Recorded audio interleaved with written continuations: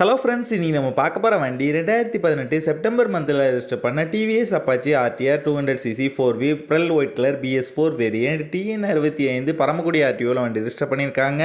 வண்டியோட பேப்பர் எல்லாமே கரண்டாக இருக்குது. இன்சூரன்ஸ் லைவாக தான் இருக்குது. Insurance up to November month 2025 வரைக்கும் கரண்டாக இருக்குது. வண்டியோட ஃபிசிக்கல் கண்டிஷன் பாருங்கள், எக்ஸலண்ட்டான கண்டிஷனில் இருக்குது. வண்டியோட இன்ஜின் கண்டிஷன் பார்த்தீங்கன்னா பக்காவான செல்ஃப் கண்டிஷனில் இருக்குது.